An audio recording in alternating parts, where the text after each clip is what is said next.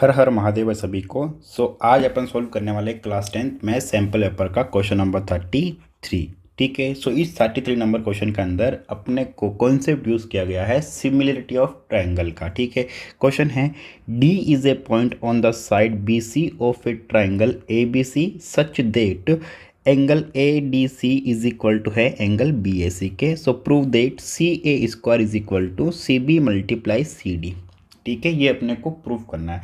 तो सबसे पहले तो अपने को ट्रायंगल ए बी सी के अंदर डी एक पॉइंट दिया हुआ है। ठीक है, किस साइड पर, बी सी पे दिया हुआ है। तो पहले अपन एक ट्रायंगल बना लेते हैं। तो ये बना लिया अपन ने एक ट्रायंगल। ओके, इस ट्रायंगल बना देता हूँ मैं यहाँ पर ए, इधर बी, इधर सी, और बी सी पे एक पॉइंट है डी। तो बी सी पे मैंने पॉइंट ले लिया यहाँ पे डी। ठीक है, कहीं पे भी ले सकता हूँ। अब मैंने इसको ए को डी से मिला दिया। तो यहाँ पे एक ट्रायंगल तो हो गया ए बी सी, एक हो गया ए बी डी, और एक हो गया ए डी सी। 3 ट्रायंगल हो गए। अब अपने को गिवन क्या है कि एंगल ए डी सी जो है ना, ये वाला एंगल, ये इक्वल टू है एंगल बी ए सी के, मतलब इस वाले एंगल के। ओके, अब ये इसके इक्वल गिवन है अपने को। ओके, तो अब यहाँ पर अपन एक तो चीज़ें लिख लेंगे। पहले जो चीज़ें गिवन है ना, वो गिवन लिख लेंगे यहाँ पे। ठीक है, मैं डायरेक्ट सॉल्यूशन करवा दे रहा हूँ आपको। अब गिवन चीज़ें लिखने के बाद में, डायग्राम बनाने के बाद में, फिर आपको टू प्रूव लिखना है। तो टू प्रूव है C A square is equal to C B multiply C D. तो यहाँ पे आप देखो, एक तो ट्राइंगल हो गया ट्राइंगल ए डी सी। ठीक है, एंड एक ट्राइंगल हो गया, ट्राइंगल यहाँ पे लिख देते हैं in triangle A D C, in triangle. देखो ये जो एंगल्स दिए हुए ना, इन्हीं ट्राइंगल्स को लेना है अपने को। तो एक ट्राइंगल ले लेंगे ए डी सी, एक ले लेंगे बी ए सी। तो and triangle B A C. ठीक है, ए डी सी ट्राइंगल और बी ए सी ट्राइंगल लिख लिया अपने।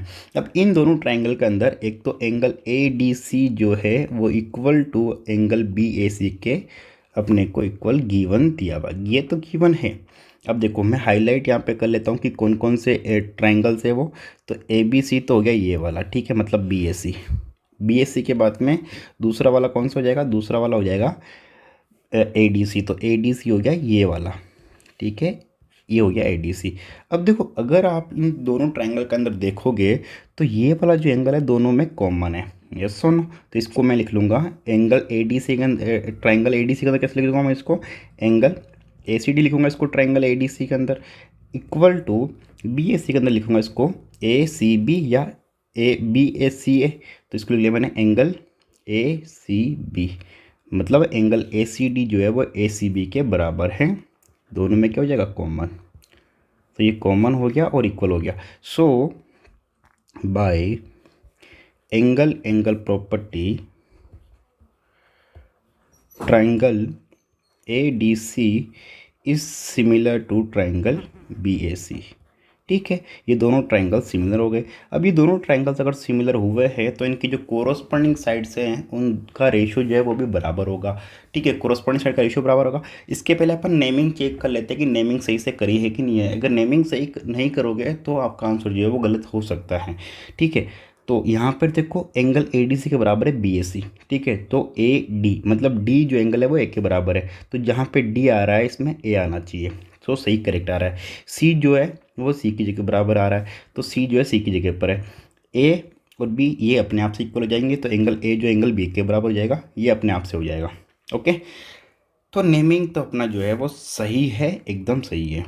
नाउ अब अपन की कोरस्पोंडिंग साइड का जो रेशियो है वो अपन इक्वल रखेंगे, वो करते हैं अपन नेक्स्ट पेज पे। सो ये दोनों ट्राइंगल्स सिमिलर थे, तो ए डी जो है वो कोरस्पोंडिंग होगा बी ए के। तो इसको अपन लिख सकते हैं A D upon A B या बी ए कुछ भी लिख लो। तो इसको मैं ए बी लिख लेता हूँ। ठीक है, A B is equal to D C या सी डी। तो ये सी डी किसके कोरस्पोंड आ गया, ए सी के या सी ए के। तो इसको लिख लेता हूँ मैं सी ए। ठीक है, इज इक्वल टू, अब ये हो गया ए सी। ठीक है, तो ये इधर लिख लिया मैंने ए सी या सी ए कुछ भी। तो ये सी ए, अब ये सी ए किसके कोरस्पोंडिंग होगा, बी सी के। तो ये लिख लिया अपन ने अपॉन में बी सी। अब देखो अपने को प्रूफ क्या करना था, अपने को प्रूफ करना था C A square is equal to C B multiply C D. ठीक है, C B multiply C D. अब देखो यहाँ पे ए डी और अपॉन ए बी कोई रोल नहीं है, तो अपन क्या करेंगे, इसको एलिमिनेट कर देंगे, इन दोनों को लेंगे। तो इन दोनों के थ्रू अपन यहाँ पे क्या करेंगे, इसको क्रॉस मल्टीप्लाई करा देंगे। तो ये हो जाएगा C D multiply C B या बी सी कुछ भी लिख सकते हैं इसको अपन। तो सी डी इसको अपन सी बी ले लेते हैं क्योंकि वहाँ पे सी बी दिया हुआ है। तो is equal to C B multiply C B is equal to C A multiply C A. तो सी ए मल्टीप्लाई सी हो जाएगा सी ए स्क्वायर। तो ये आ गया आंसर। ओके स्टूडेंट, सो उम्मीद करता हूँ आपका जो डाउट है वो क्लियर हो गया होगा। तो एक और चीज़ का आपको ध्यान रखना है कि जब आप ट्राइंगल को सिमिलर प्रूफ कर लोगे तो सिमिलर प्रूफ करने के बाद में जब आप नेमिंग जब आप इसको देखो कि कौन सा ट्राइंगल किसके सिमिलर हैं, तो नेमिंग के अंदर आपको ध्यान रखना है कि जो एंगल जिस एंगल के बराबर है वो एंगल एग्जैक्ट वहीं आना चाहिए। जैसे एंगल डी जो है यहाँ पर एंगल ए के बराबर था, तो अपन ने डी की जगह पर किसको रखा, ए को ही रखा, ठीक है, बी ए सी ट्राइंगल के अंदर। फिर यहाँ पे एंगल सी जो है ए सी बी ट्राइंगल के अंदर एंगल सी के बराबर था, तो इसको सी को जो है अपन ने सी की जगह ही रखा, ठीक है। और फिर ये ए और बी जो है अपने आप से इक्वल आ जाएंगे।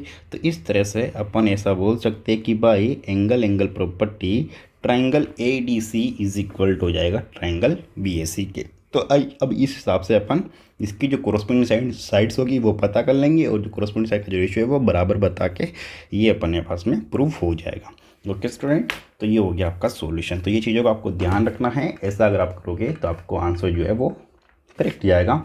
और इससे पहले आपको जो चीज़ें गिवन हैं वो भी लिख लेनी है। गिवन चीज़ें लिखोगे आपको हाफ मार्क्स वहाँ से मिल जाएगा।